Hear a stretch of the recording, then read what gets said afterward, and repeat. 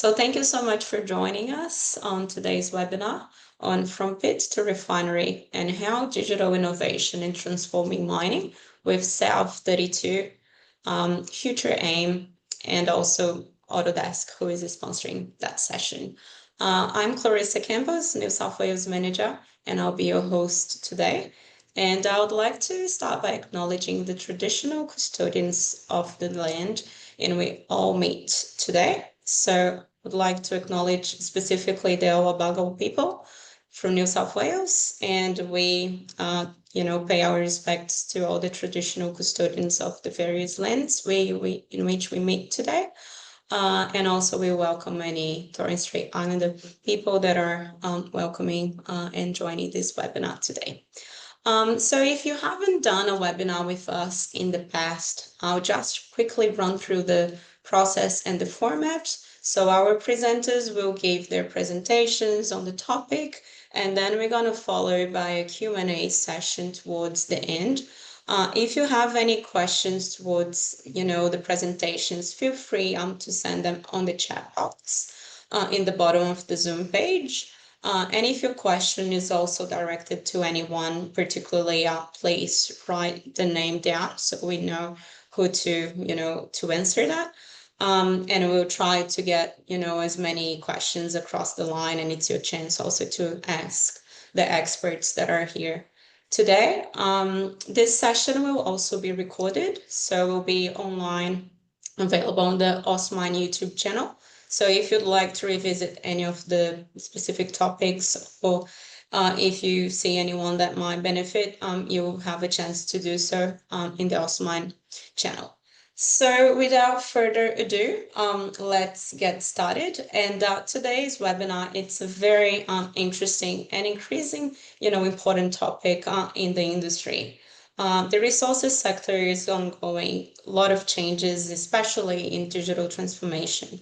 Mining companies are navigating rising sustainability expectations, shifting workforce dynamics, and needing to improve efficiencies across the board. So all within, a rapidly changing world. So this webinar with South32, FutureAim, and Autodesk will help tackle the digital innovation across the sector, creating opportunities in the sector for harnessing data to advanced technologies and tools, and how we can actually implement those systems with real case scenarios that we'll be hearing today from the mining experts. All of that will hopefully help us, reach a more resilient and sustainable digital future. So I would really like to welcome the experts that we have with us today. First of all, I'd like to welcome David Van Driel, industry lead for natural resources at Autodesk. David leads Autodesk's efforts in driving digital transformation across the sector. He helps organizations leverage software and data insights to streamline workflows, optimize resource management, and reduce environmental impact. His expertise lies in connecting the technology with purpose and enabling businesses to achieve the sustainability goals, and also maintaining and increasing profitability and performance. So welcome, David. I know will be helping us towards the end with questions, answering the questions. And I would also like to welcome Terry Preston, our system specialist from South32. Terry has 40 years of experience in the mining and manufacturing industry. His role at South32 and Worsley Alumina covers design, drafting of material handling equipment, the development of 3D modeling standards for Autodesk Inventor, and the implementation of Autodesk Vault. All subsequent rollouts across Australia, Terry is also managing within all South32 assets across the country. Very, very much welcome, Terry. Thanks for joining us today. And last but not least, I would like to welcome Alex Istrinjovic, Director of Client Services at FutureAim. Alex has 38 years of exposure to the mining, energy, and infrastructure consulting industry. He has worked in various capacities, from engineering design office management, and engineering information management. He has a lot of experience utilizing major CAD packages, both in 2D, 3D, and 4D, in simulation, integrated plant design systems, and engineering data warehouse solutions. He has global responsibilities in managing companies' integrated business information system solutions and the next generation of implementation of technology. So welcome, Alex. Let's get it started. I would like to start with Terry. So Terry, if you'd like to start with your presentation, thank you very much. Thank you very much, and thank you for the introduction. This slide presentation is going to be very simple. And really, this is a bit of a journey of how at South32 Worsley Illumina going into more of a digital transformation with our data. So I'm just going to give a very brief overview of, for those people that may not be aware of what is, engineering data warehouse. Can I have the next slide, please? Right, so this is just a very high level overview. And what you see there is in the middle, we have what we call Autodesk Datum, or the backbone. And so what it enables us to do is to be able to,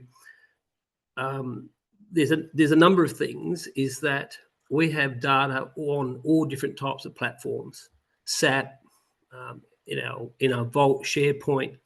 And one of the issues that we've got all these systems, but they're very hard to integrate. And where can people go to get the information that they need to maintain and to operate the plant? And so this is where we started from, because of people moving around within the business, and it's very difficult to actually keep a track because people do their own thing. And so we really needed something that is going to help bring this information together. So in the middle, you would see where we got this Autodesk Datum backbone, and all this is actually living on AWS, but it's actually pulling information from SAP, from our Vault, which is our drawing management system, from SharePoint, network drives. We also have been looking at our safety systems, G360, Gallagher, which is our swipe card system that also manages our vehicles to get access on site. We're also looking at integrating this where it's pushing data back into our CAD systems, and also Autodesk Forge that actually data scrapes and looks at our P&IDs when they come in from vendors, and there's modifications to check against tags that have been issued from our system. Also, within this backbone, we can actually go to a digital representation or reality model, and that can go forward and back. So you can be actually in the reality model and get the information from our engineering data warehouse. The other thing that is very important for us at Worsley is Power BI. That is something that is used site-wide of how they present their information is by Power BI. And our datum, or our engineering data warehouse, has the ability to actually have what they call data flows, where it's very, very simple. I'm talking simplicity here. It's very simple to set up. And also we've been looking at GIS as well. Further down underneath that Autodesk Datum, with that backbone, we also, within the system, Datum Object Allocator, which is at the bottom of the slide there, PIM3 or Datum actually issues every single tag on site. Now that, when I'm talking about every tag, it's vehicle number, cable number, line number, loop numbers, instrument numbers. Every asset is PIM or Datum actually issues all that information and manages it, all that.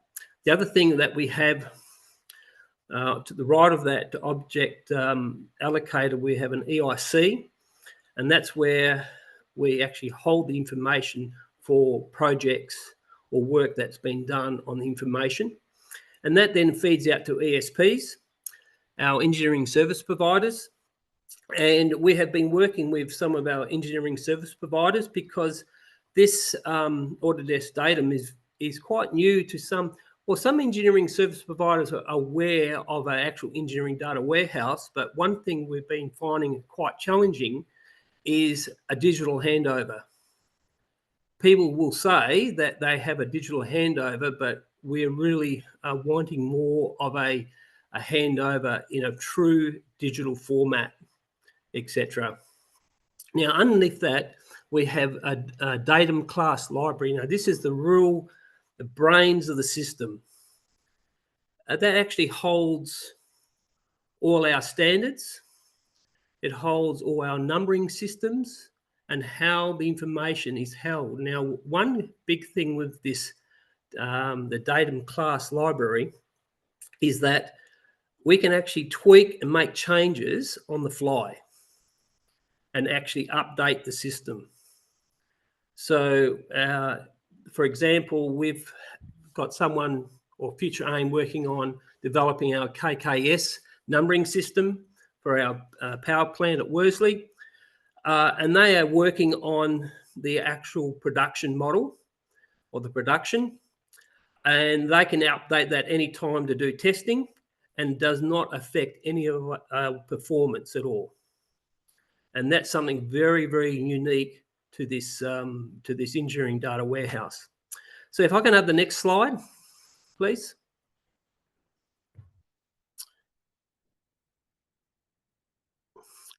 Now, we started with why, and it's a very famous, well, there's not a famous book, but a guy called Simon Sinek.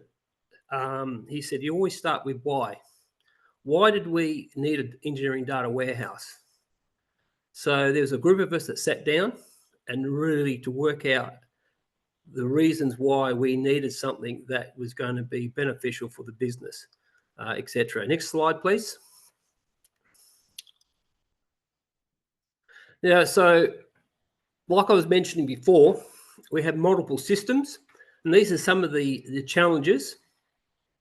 We had teams working in isolation, each using different tools and processes. And we've got people that work in SAP, they're actually experts in SAP. We've got people working in our drawing management system, they're experts at that. But trying to get people on the coalface, one of the issues is getting people on the coalface to get the information. The other thing is that new staff and learning curve, people move, and we found that people will build systems, and when they either move on or get promotions, then people are starting again, etc. Excel dependency. Now, this may not happen at your place of employment, but we found that people were just making Excel spreadsheets. They would have their data on there to manage, because people want to manage their data. But what we found that a lot of people, they would leave the business. They had complicated formulas. They had it linked to different systems. And it was a nightmare. And what would happen if a new person came in, they would create their own Excel spreadsheet again. And this was constant. And sometimes they actually found this information on their C drives because they wanted to be able to find it again. And it might sound familiar, but that's something that was really, really quite painful for us. Limited visibility, no easy way to track and manage registers in one central location was a real issue, and information access. The end game, people just want to find the information quickly and easily. That's it's the people on the coalface. Late at night, cold, they just want to find the drawing. They want to find the information to do their job, and that's the main goal. Next slide, please. And so our journey, we started a pilot project 2016. I'm just going to speed up here a little bit because we don't want to run out of time. We looked at the selection is, we wanted something simple, very simple. We didn't want complicated systems, etc. And low admin. We didn't want a system that was admin heavy, where you had to have a team of people. We have over 330,000 tags. It is one minister or two administrators on site, and that was being built up by a team of maybe 3 people. It's very, very low on the admin overheads. Also, we looked at the digital twin as well. We're more of a brownfields plant. We looked at photogrammetry and laser scanning and different things. We haven't really gone down this road too much. We looked at it, but for the outcome and for the time spent, we thought we'll just park it for the time being. But we're now starting to look at it more because the technology has improved. And also integration. We really needed the system to integrate with Power BI. That was something that was really crucial. And also it needed to integrate with our drawing management system and simple APIs, workflows. And believe me, it is simple. It's very, very simple system. The other core things is that we wanted to be able to, now Worsley is a 40-year-old plant. We have multiple equipment numbering systems like KKS for a powerhouse. We also look after mine vehicle numbers, cable numbers, pipeline. This whole system manages the whole lot. So you can have multiple numbering systems, etc. And the other thing is asset registers with full traceability. Next slide, please. And then really, for example, we wanted to be able to track if an engineering service provider does some P&IDs or whatever it may be, we actually want to make sure that the tags that they requested are actually on the drawing. And it's quite surprisingly, we actually find extra tags that they haven't requested. And it even happens internally as well. We've got, our drafting personnel will mark up a P&ID, and then when it goes through the system, it'll say, well, this hasn't been requested. So it's very, very good. Ownership and accountability. We really wanted the people that own the registers to manage the registers themselves. And it's simple. They can manage the whole lot. And a full audit trail, which is really for accountability. The other thing is that we partnered with FutureAim. It was simple to implement, minimal admin, and reliable, and it just works.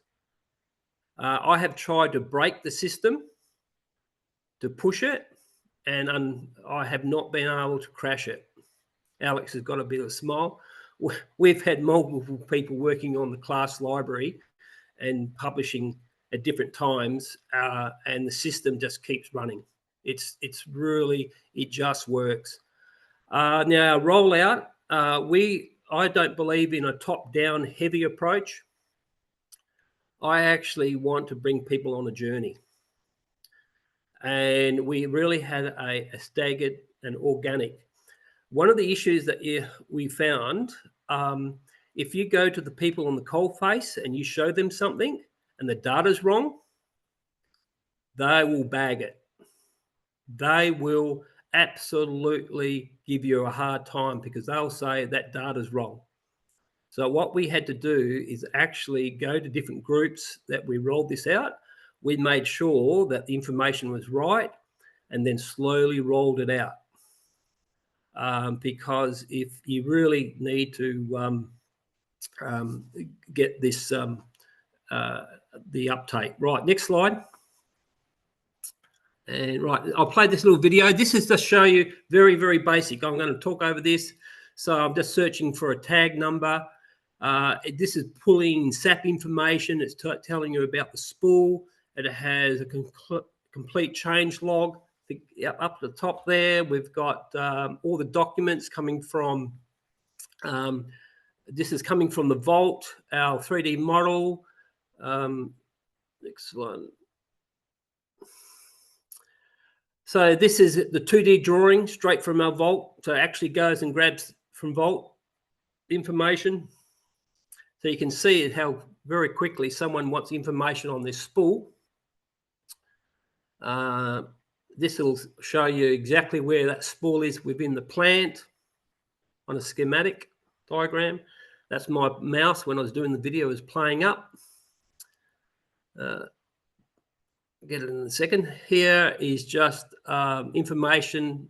So you can be in the drawing. It'll pull up information from PIM, from datum.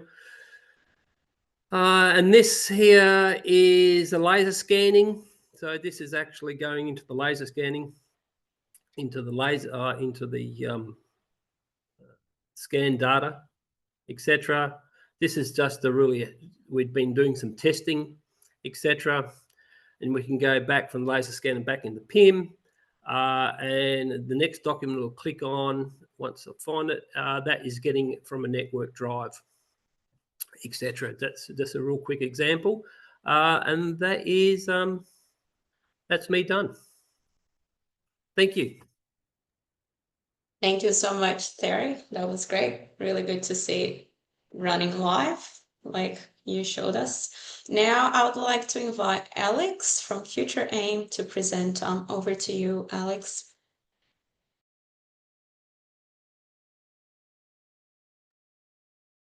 Mute, Alex.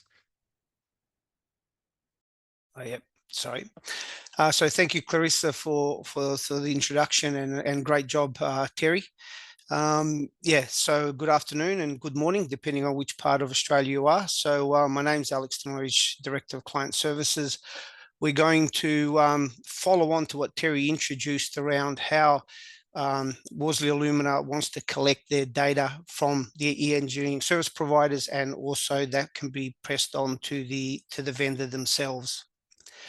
So we'll talk a little bit about how we're delivering projects to date and how we can turn how we can use the asset class library as a key instrument to deliver successful projects.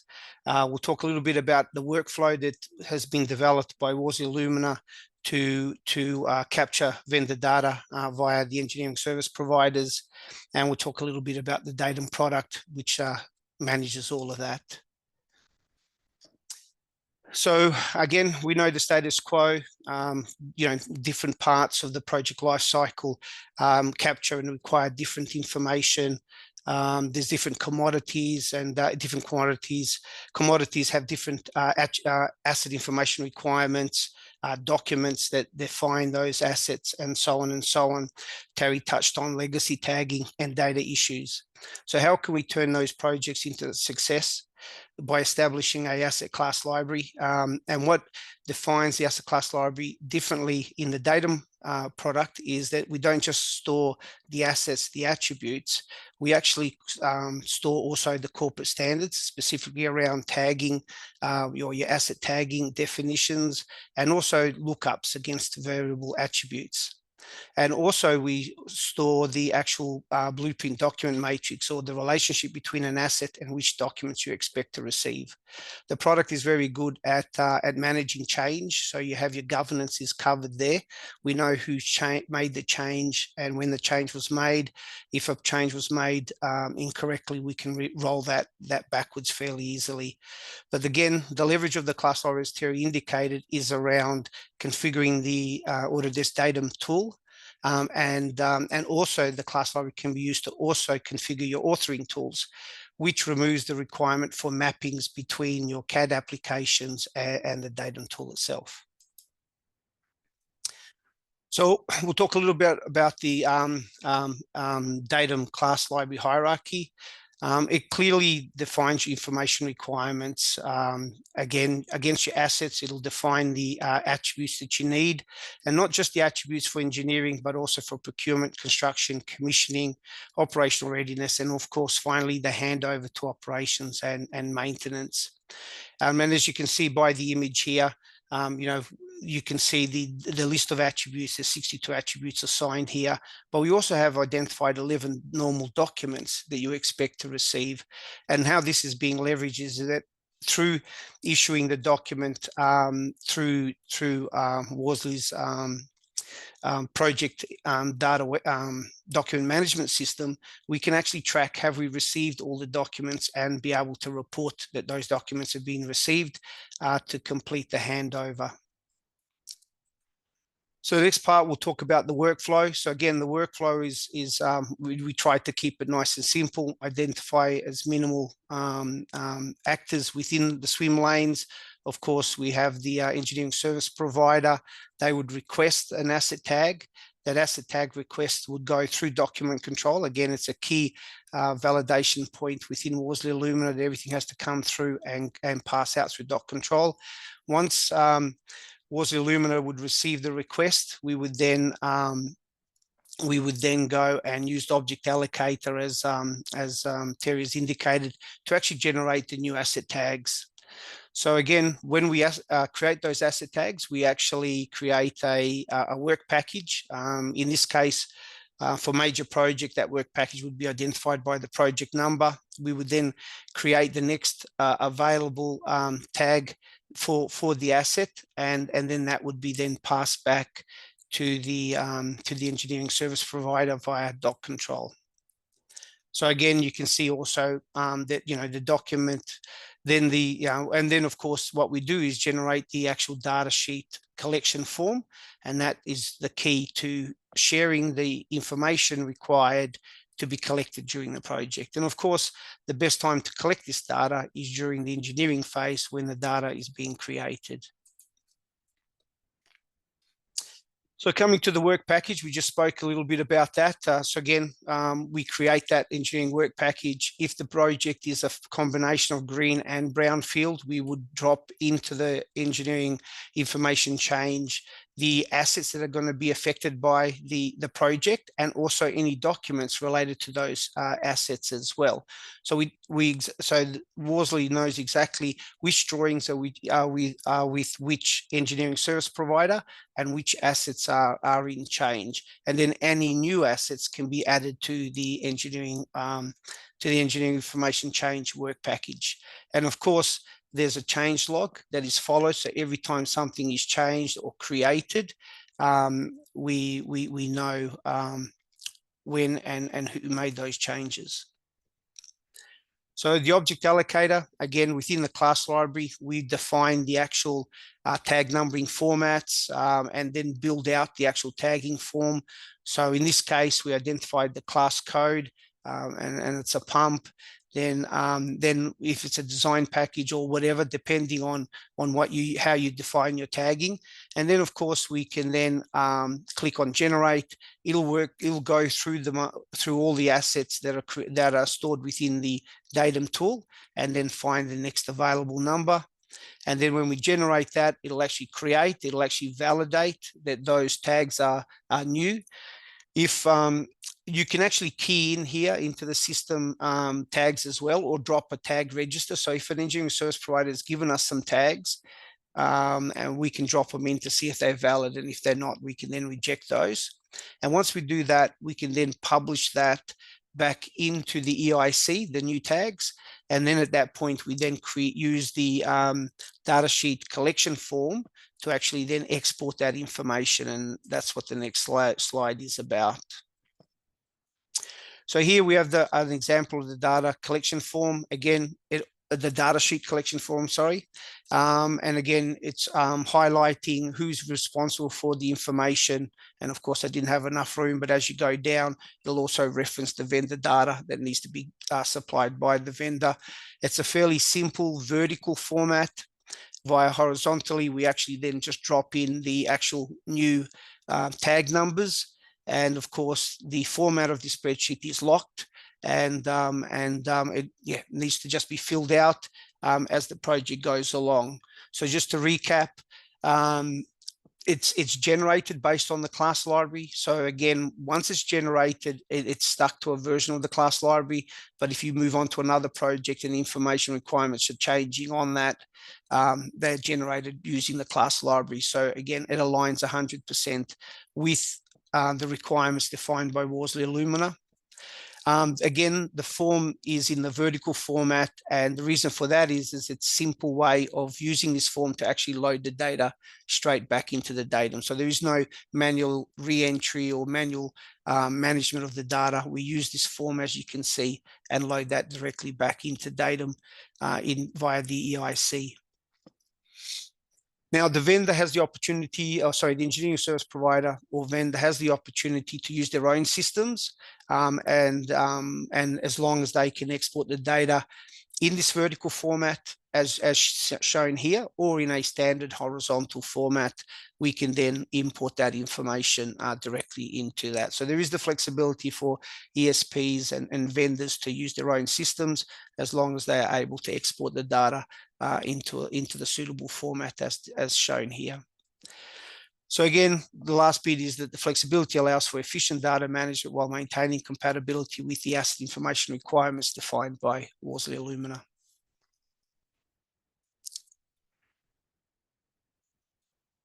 And yep, again, just a few slides of the companies that we're working with, and if we're very proud of working with South32 over the last 7 or 8 years. Thank you so much, Alex. Really good to see how the project worked out from both sides of the spectrum, from the miner's perspective and from your implementation perspective as well. Seems like the integration opportunities are quite endless, and it's a great way to reduce the manual data. So thank you very much. So I'd like to now open the floor for questions. So if you've got any questions, please send through the Q&A chat box. And I'll start with one question that I got here, which asks, how do you approach the technology integration when dealing with legacy infrastructure and systems? Maybe Terry or Alex, who would like to get started on that one? Yeah, look, I'll try and answer it. My approach, I actually went to the manager of our IT, really, and I actually sat down and showed them exactly. We had so much legacy. We had Excel spreadsheets. They had data everywhere, and really, what I ended up doing is sitting down and working out a process of getting this information into PIM. I had a lot of support from our IT people. They gave me access to the information, but once all that information was in PIM, those systems were shut down. Like they had, can't mention brand names, but they had different systems that they had. They had access databases that had information, and we actually slowly brought all that information in. And it takes time. It takes time. And like I said, is that it was only maybe 2 people that were working on this project. It was myself and maybe 1 or 2 people from FutureAim, etc. It is possible. Yeah. Hope that answers the question. Thank you. It's a common, hurdle in the industry with the legacy systems. It's good to see that with a small team we were able to get that on board. We've got another question, slightly different. In terms of the pace of technological change and the increasing pressure for sustainability and resilience, how should companies prioritize which innovations to invest in first? David, would you like to? Yeah, I can take that first. Obviously, that's very different for every business, right? I mean, different businesses will have different objectives, will be in different life cycles of their assets as well, and will have different regulatory pressures as well, depending on the industry it is. I think what Terry highlighted and Alex indirectly as well, right, is that you need to first do a decent stake of what do I have, right, in-house, and how is that servicing it, and doing a good evaluation as in what lives in silos and what information are we missing in those steps.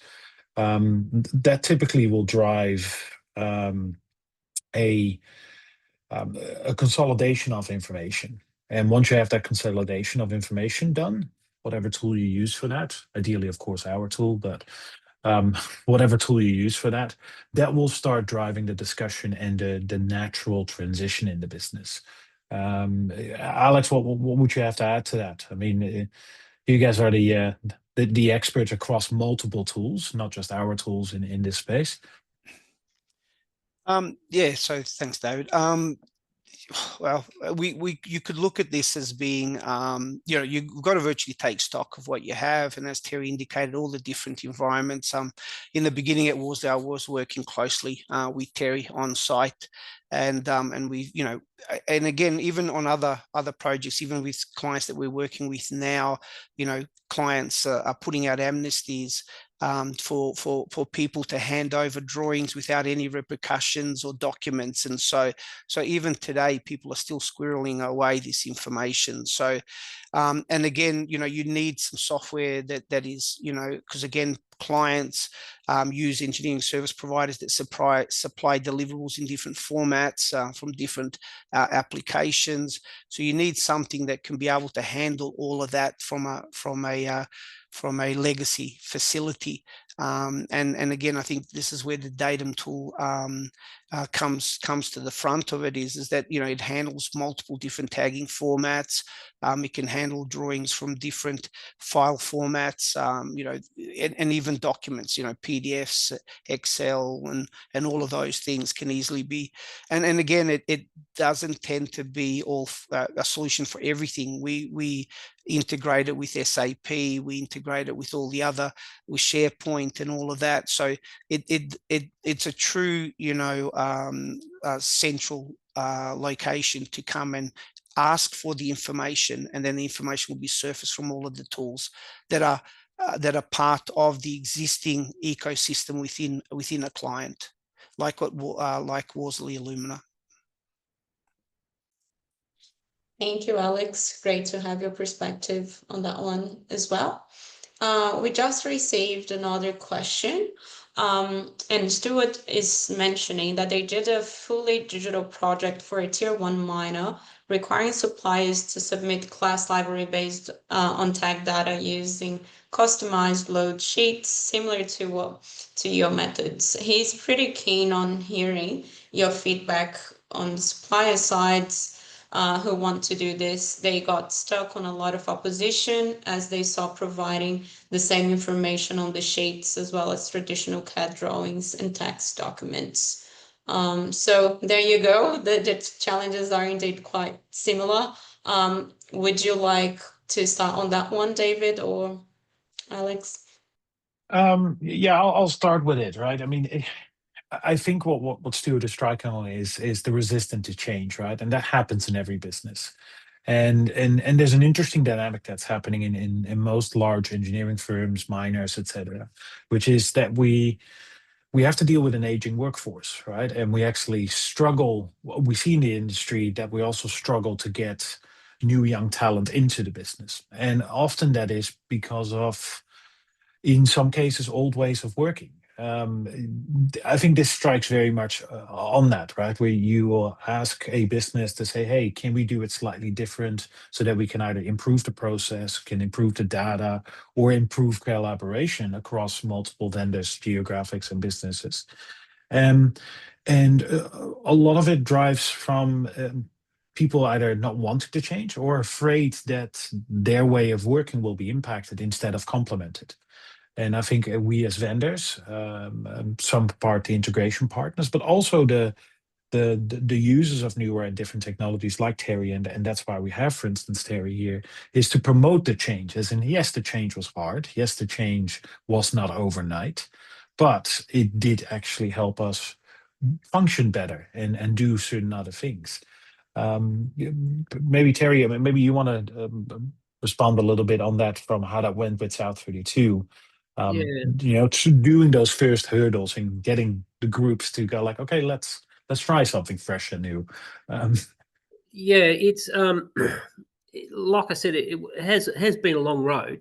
You know, we didn't have a huge team, but when people get confidence in it, they see it, and I have shown this to the very highest levels within our business. You know, the VP of Worsley, and they see the potential of it.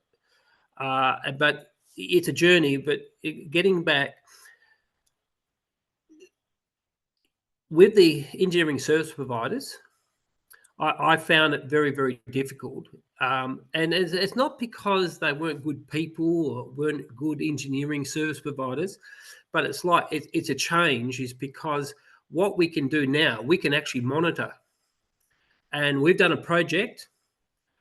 Engineering manager rings me and says, we're saying that everything's done, and I can look in the system and saying, no, we have only 50% of our information is on pumps. We're missing this information. Our instrument tag numbers information is missing. Now, before, we would have just said, yep, no worries, hand it all over, and then the next 5 years trying to find the information. And I think that this is very different, because what's actually happening is that the people at the asset are saying to our project manager, no, we haven't got it. And so the project manager obviously goes back to the engineering service provider. And so this is very, very different. You know, we've had major expansions at our asset, and we're still looking for information.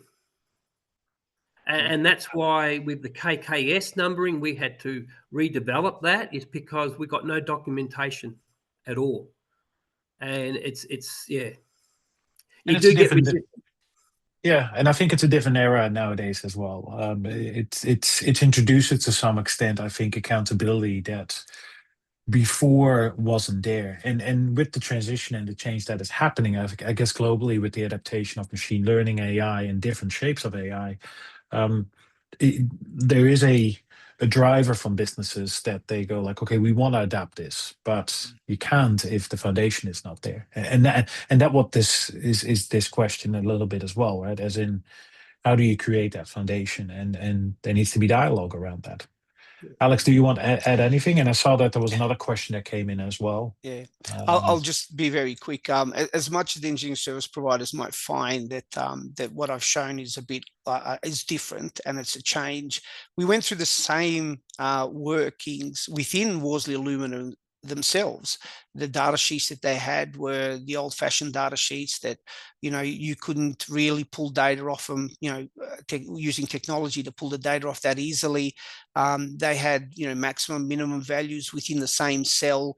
You know, and again, talking about machine learning and that, you know, if we are going to take that data out and put that in predictive, preventative maintenance systems and other systems, the data needs to be more granular, that you can easily push and pull using APIs and so called. To answer the question regarding the resistance and that, we've done a couple of projects now, and we find that in the beginning there is that resistance. Once we talk to them, show them why we're doing what we're doing, yeah, we've found that they have delivered the data in the format. So yeah, so it's an education process, and as I stated in there, if you're using your own systems and they're intelligent systems, everything sitting in a database, it shouldn't be much of a problem extracting that data out and supplying it in that format. So yes, it's just patience by everybody, communication, and yeah, and we'll get there where, you know, we can share information more readily and minimize the need for, as Terry indicates, spending 2 or 3 years trying to find information when, you know, that information is there. We just need to nurse it throughout the project life cycle and make it available for handover at the end. Thank you. Great to have all the perspectives on the same problem. So time is running out. We're going to do one more question that we received, and then we're going to wrap up. So the question is, does the data exchange agreements developed agnostic to tools and technologies, or are they very much dependent on a specific tool set for ESB and suppliers to user? I'll answer that first from from an Autodesk perspective. So all the tools that we try to develop we're trying to be as agnostic as possible. So ideally through APIs or either natively, we try to be open to other vendors, bespoke solutions that might be in-house, etc., subject that they are also using some form of open standards and technologies, because working in silos just doesn't work anymore. And we're seeing that in businesses more and more as well, that the core objectives that they have around their technology stacks is to somehow disclose and make that information accessible, pulling it out of the silo. And ideally, you do that with repeatable and rinsable processes and APIs. Is it sometimes specific to suppliers? Yes, we do encounter it, but it's not the goals that we have. Maybe Alex, this is probably more a question for you than for Terry. Yeah, thanks, David. I'm just going to answer it fairly quickly. Part of the asset class library is we can actually define the mappings, or it's called ETL load, ETL, which is extract, transfer, load. So again, the software, we can absorb information from any deliverable coming out of any of either that being an ESP specific output. So if they have their specific output, we can map the headings of that output to the classes and attributes in the datum tool. So again, that's where our agnostics come from. Once we set those up in the beginning of the project, we can then import the data readily, automate that import and manage that. So again, we don't, and we can also set up the class library to align with the engineering service provider data or the client data. So it's very flexible and can easily be configured to suit client, engineering service provider, or anyone else that's looking at using the system to manage their data. Fantastic. Thank you, Alex and David.